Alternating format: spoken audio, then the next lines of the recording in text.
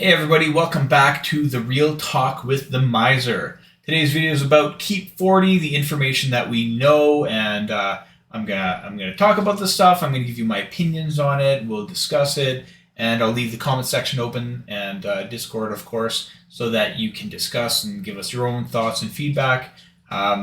Keep in mind, I am not an Evony developer, so don't send hate my way. I'm just sharing the news. So this is an update that came out on the beta server this morning, and it has a lot of details about what they're planning to do with Keep 40. All right, but before I get into my opinions about it and have some discussion on what I think they should be doing, and having my real talk, I'll go through the details just as they are, as they have been released in the beta server, and kind of see if I can make things a little clearer. This is, of course, my interpretation, my speculation on what they're saying, because their text is not always matching what they're trying to do, but we'll see. All right, so we're going to read through here, and then we'll get into the important stuff. Okay, updates. Level 40 buildings. Okay, that's just like the section, I guess. Visual effect and area of the main city have been greatly improved. You will have a larger city area and magnificent layout.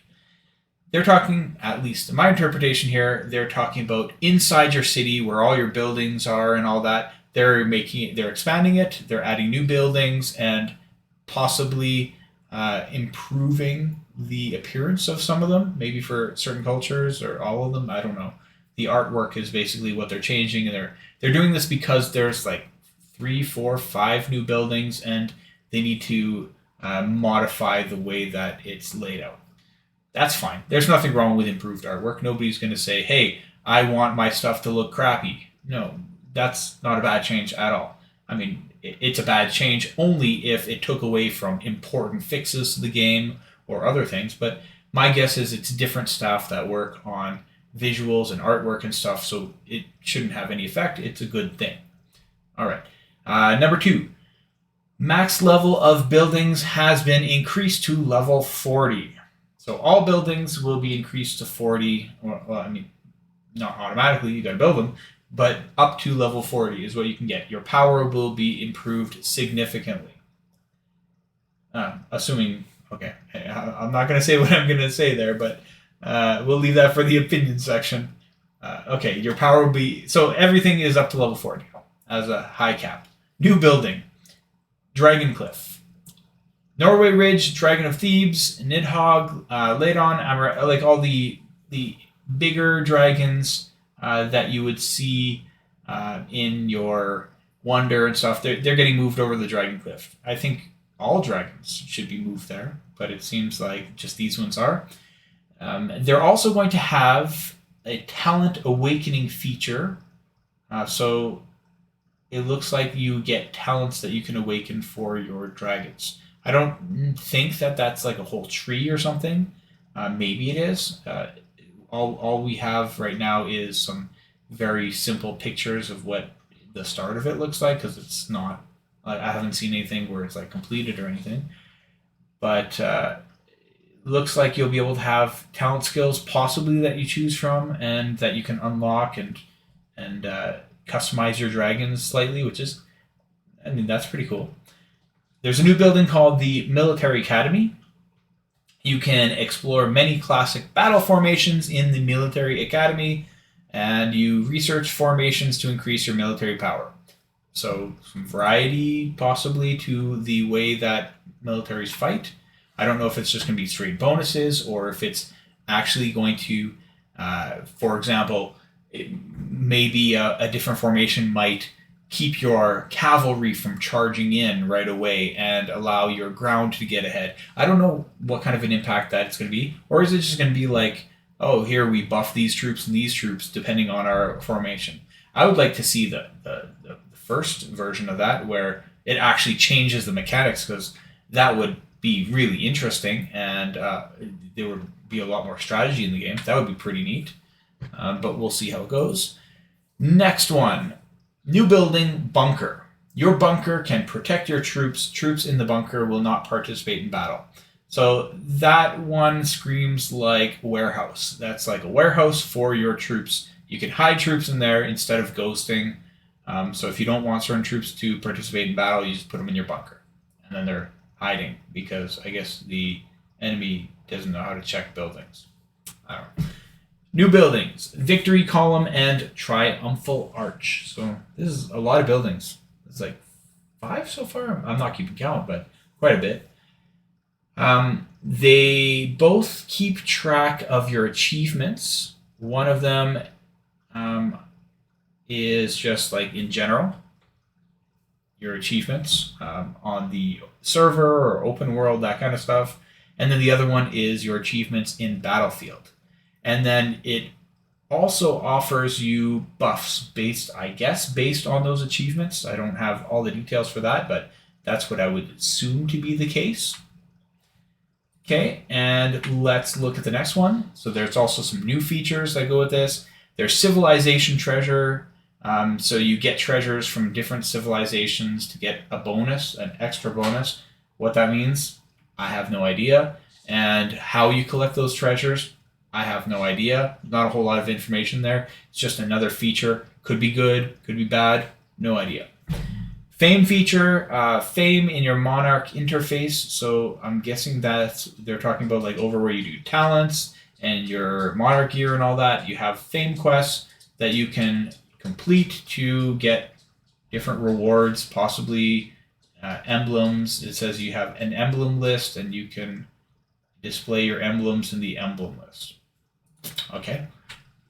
A lot of these things, like, you won't know if they're good or dumb or what until we actually see them and we're actually using them. But okay, so far. Optimization. Because we're now Keep 40 and buildings are going to be up to Keep 40, they're also adding a new tier of troops. So it'll go one step up from 14 to 15. I'm glad that at least it's only one tier. It could be 2 tiers, and that would be huge. But I mean, even 1 tier is going to be a game changer. And when you see some of the other changes, it's pretty game changing. Okay, so tier 15, train the strongest troops to increase your power. Yeah. Add new monsters into the game. So every time they increase keep level to a new cap, they also increase the monster. So now you're going to see monsters that go up to 40. You'll probably see new bosses as well. So we're up to boss 15. You'll start to see 16, 17. I don't know what they're going to do there. But they will exist. They'll probably be very rare, but they will exist. The Huns Invasion event has been optimized. So that's that Huns Invasion that we had, I don't know, over a year ago, a year and a half ago. I don't even remember. That was so long I almost forgot about it. But the event has been worked on a bit. They improved it supposedly, and they will be adding it back into the game. Okay. So here we go. Now I'm going to move on to my opinions section. And I'm going to not talk about necessarily everything in there because there's not a lot that has enough details. But some of the reveals definitely can be talked about. And I can only comment on what I know, right? Okay, so I'm going to start with the good, because really if I start talking about the bad, I feel like I'm not going to be able to stop. And let's just start with the good, all right? I really like some of the efforts for reorganizing stats and features of the game. I appreciate that. To centralize things is nice. I like that dragons have their own building that we can focus on. Like, it's kind of weird that they were in the Wonder. I feel like all the dragons should be in the dragon building. It just would make sense. But at least they have buildings where you can focus on them. Yeah, agreed with that. I like that they're adding new features and such, the talent things. I don't know how it's going to work, and I don't know if it's going to be great or if it's not. But the idea that they're trying to do something there, totally on board with that. I like that. It's very cool. What I would also like to see is, whether in the Spirit Beast one or in the other one, an introductory dragon that any player can get. even at a lower level. Just it doesn't have to be a strong one, but I feel that even new players should get a taste of having a dragon that they can equip, so that it's just more fun to have something like that. It doesn't have to be great, but I'd like to see new players get something.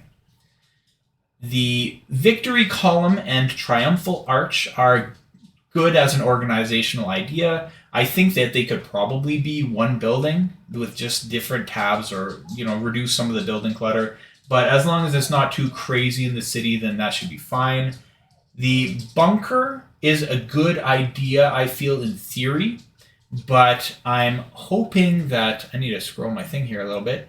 But I'm hoping that there will also be like research that increases the amount of troops it can hold, because I have a feeling that it's going to be like the warehouse, where whatever the number is, it's just going to be insufficient. The warehouse doesn't store enough resources so that if I'm zeroed, it's going to do something for me. I'm not going to be able to rebuild anything. It's just inadequate.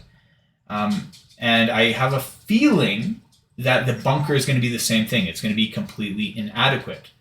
Maybe both of the buildings should have a percentage-based research where you fully research it and it can protect up to 25% of your resources and troops. A strict number, just saying like you can store 10 million of each resource, or you can store 5 million troops. It's very limiting. I mean, it's okay until you reach a certain strength, and then it's just not good. The military academy, it seems interesting, and that's the one with the formations and stuff. It seems really interesting, but I'm wondering how it's going to work. If it provides more variety to battle mechanics and customizability for the way that we do battle, I'm all for that. It sounds exciting. However, for it to be successful, I think we also need to have a little transparency on the way that troops work and the battle mechanics in the game. Like, we don't know a whole lot. So it's a lot of guesswork. And when a game like this involves so much investments, whether it's money or time or whatever, and you don't really have any solid understanding of what the game actually does or how it actually works, it kind of leaves a bad impression. So I would like to see a little more transparency with battle mechanics, especially for the new stuff that's coming in. Give us more specific details on how these formations are going to affect battles. Give us some transparency as to how battles work so that we can experiment and enjoy finding ways to get better at fighting rather than just doing guesswork. Better yet, provide a new feature or like a building that works like a sandbox where you can test army compositions against imaginary troops, buffs, etc., like a training hall. I don't know. This way people can experiment to find out what they want to do. Set military growth goals and so on, and test different theories and ideas without investing thousands of dollars just to realize that the path I took was kind of useless. Let us do some experimentation so that we know where to go, or at least give us some information so that we have an idea of where to go.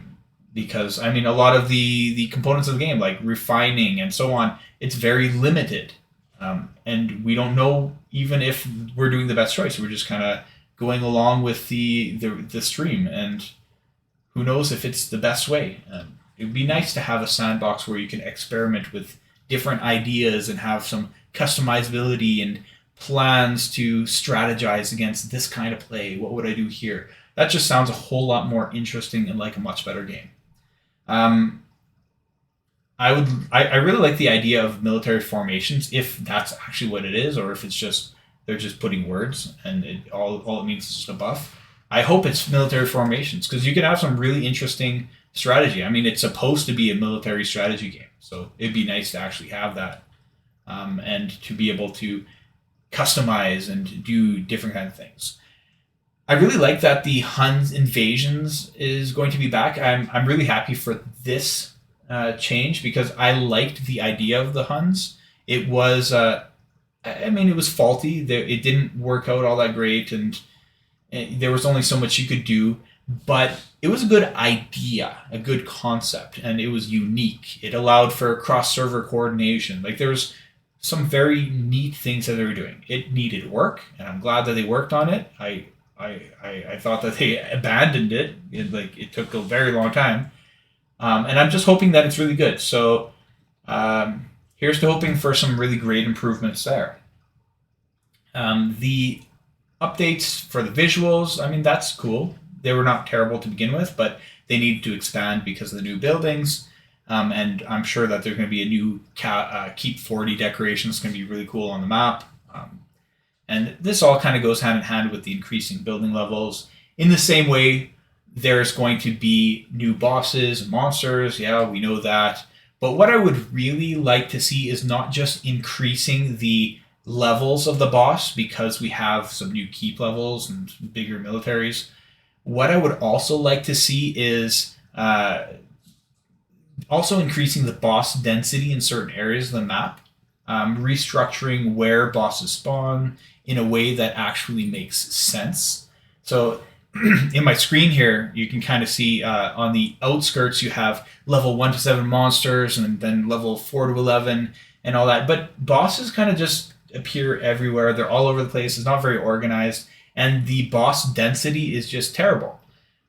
You get very few higher level bosses, and it really stunts growth. I mean, there's hundreds of level 1 through level 3 bosses that are just sitting out there that nobody wants to kill because they're not valuable. So why can't middle range bosses have that?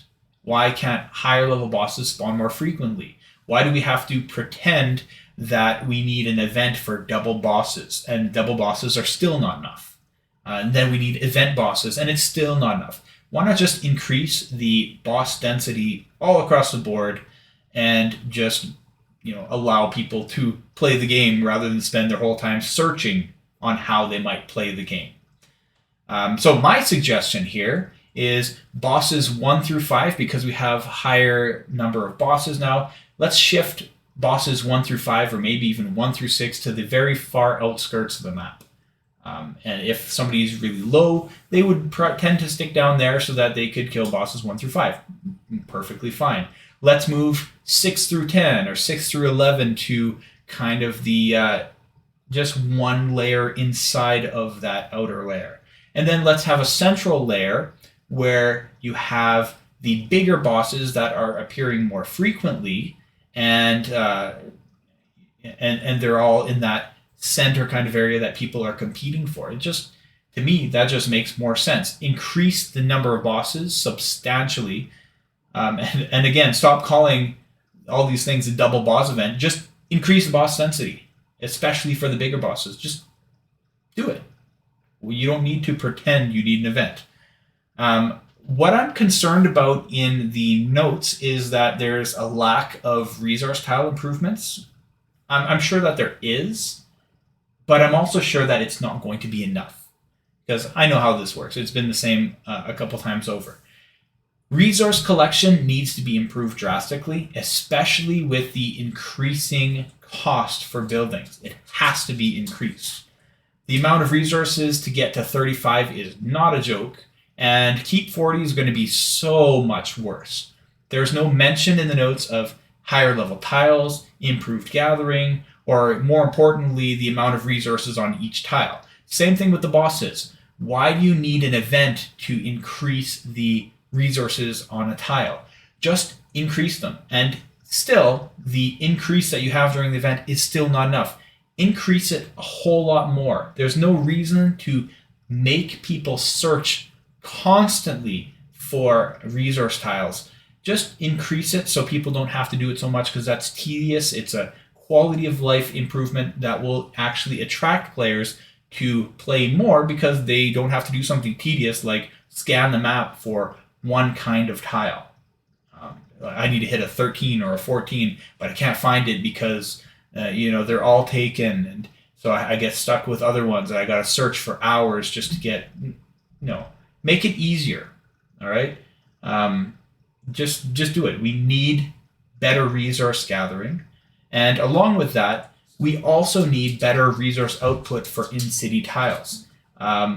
What some people would have noticed is that when you start to get to like Keep 30, and your resource tiles are at 30, they start to cost a lot. It was not too bad getting up to the 30 point, But once you hit 30, the cost of resource tiles just increases dramatically, and the output does not.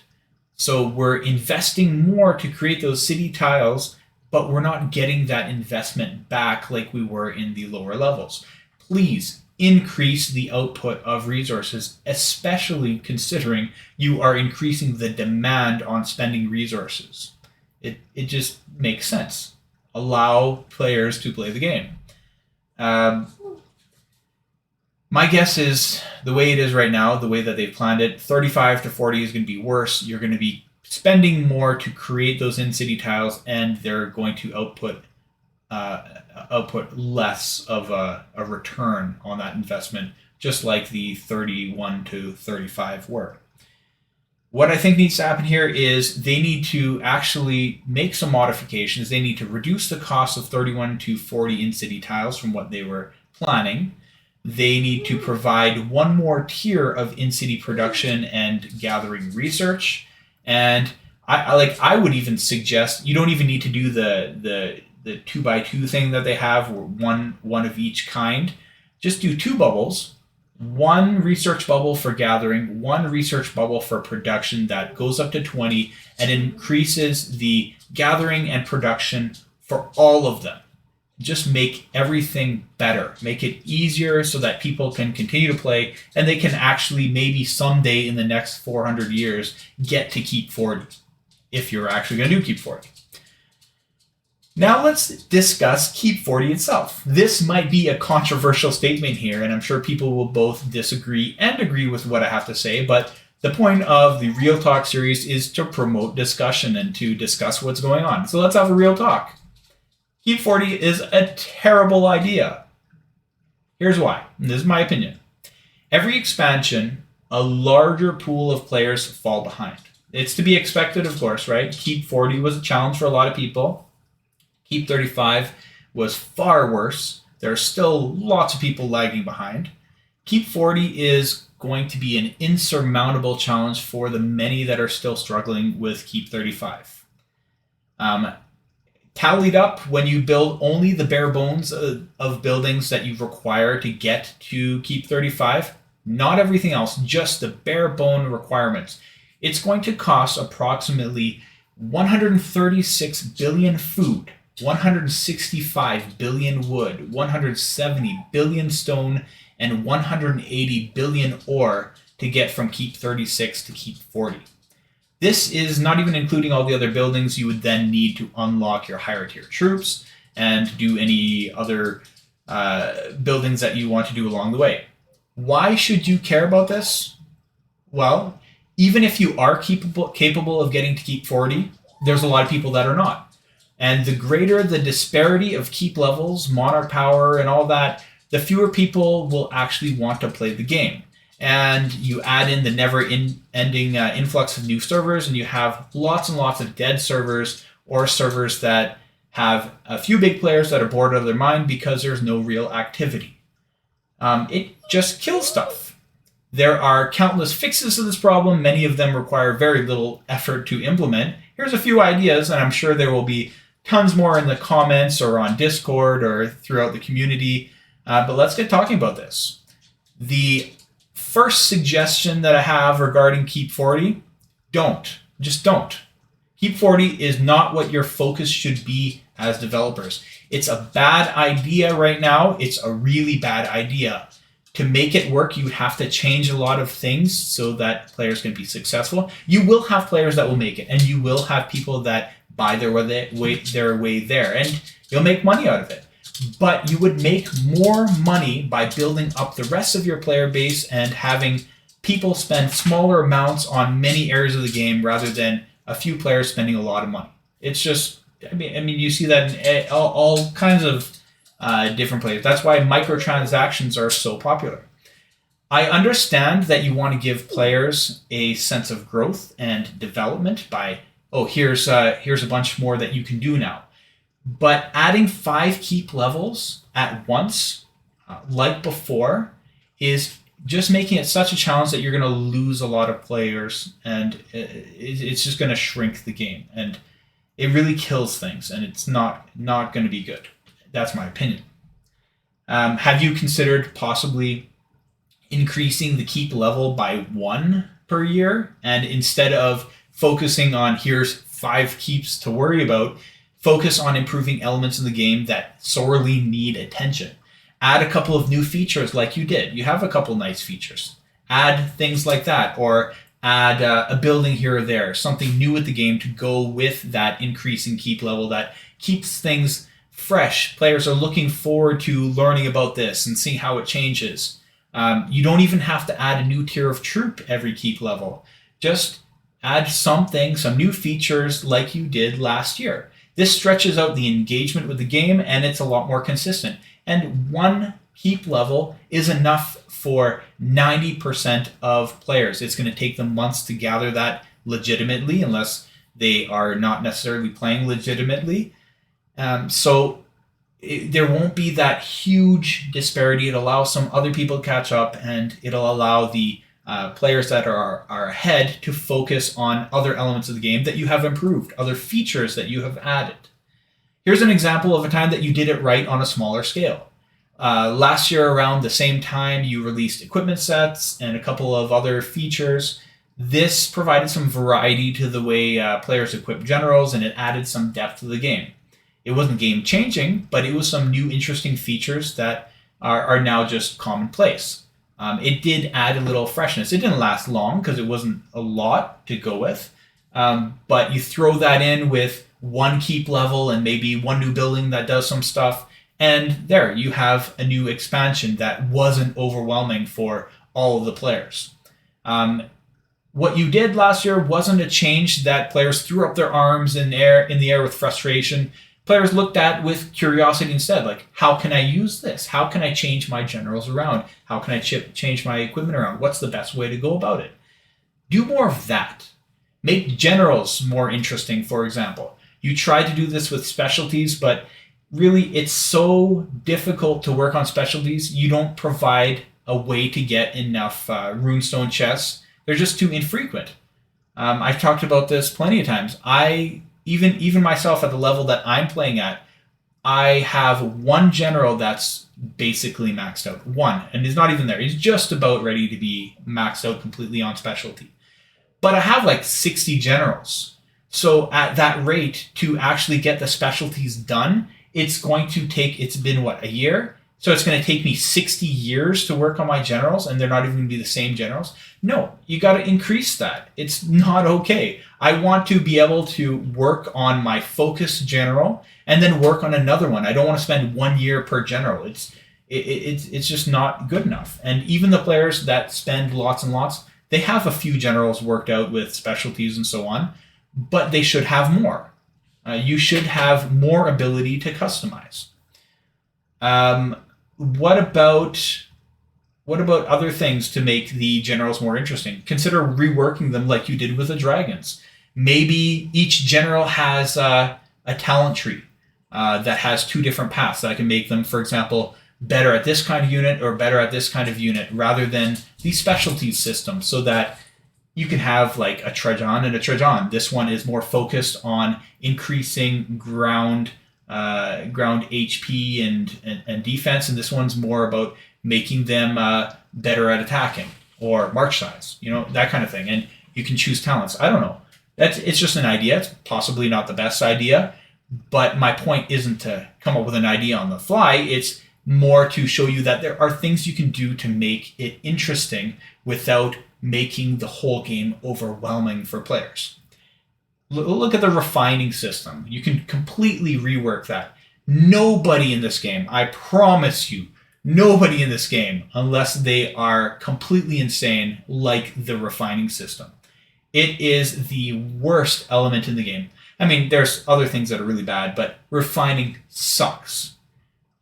Simplify it. Make it easier to refine, just like the specialties thing. I shouldn't have to work my butt off to do refinement and not get anything out of it. I can spend 10,000 refining stones and not get 1 useful refine. That makes no sense.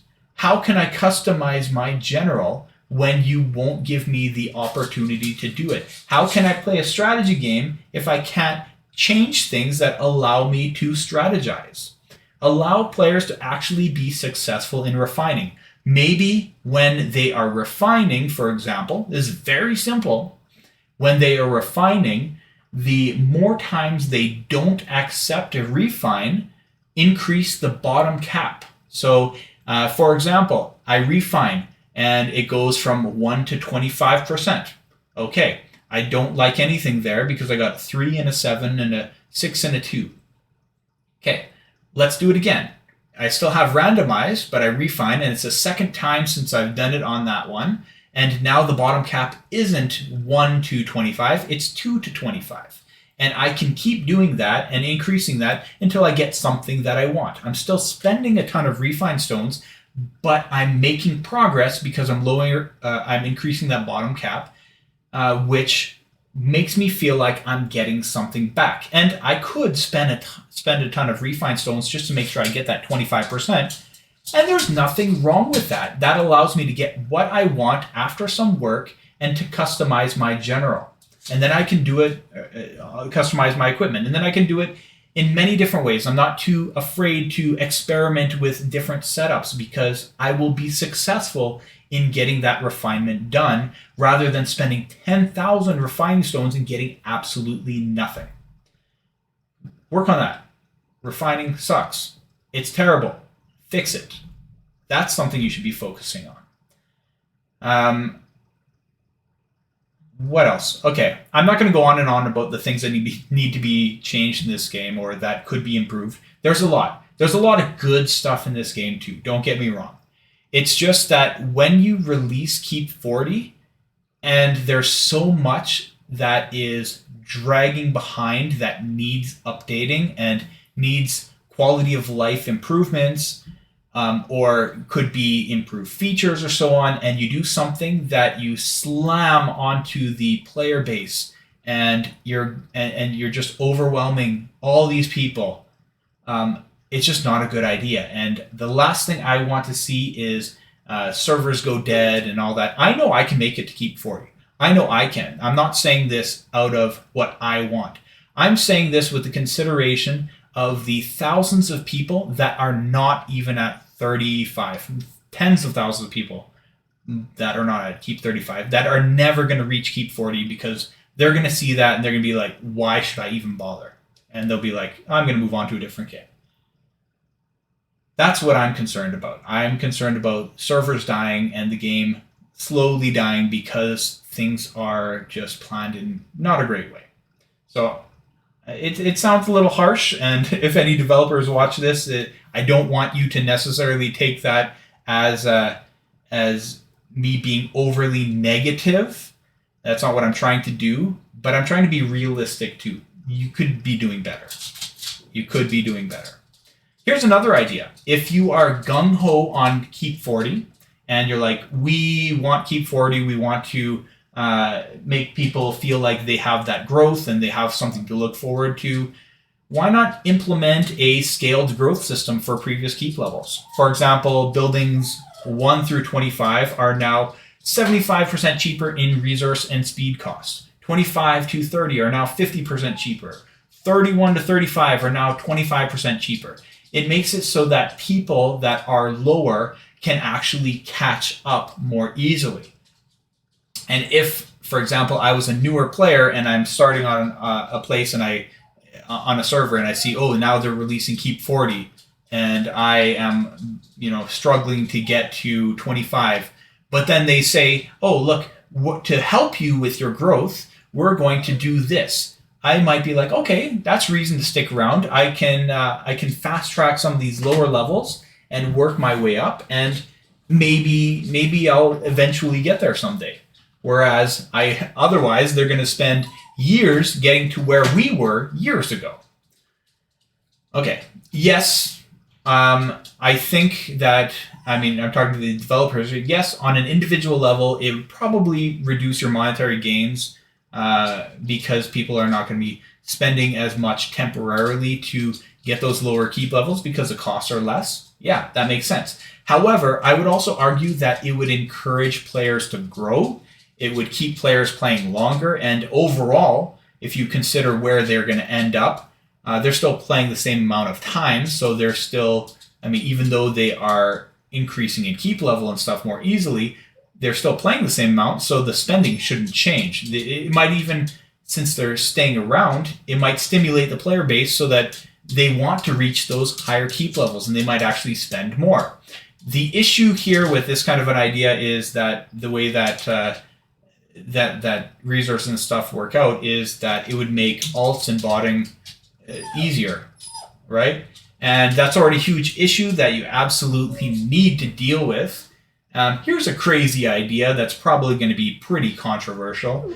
Make it so that resources can't be stolen or traded. You can't plunder it from other players. You can't trade with other players. Implement instead an anonymous trading market for your server where you post resources for trade, or you can use gold as a central currency so you can use your gold to buy resources, or you can sell your resources and get gold, something like that. There could even be this crazy idea. There could even be a building in your city called something like, I don't know, like market that functions as a market. I mean, crazy idea, right?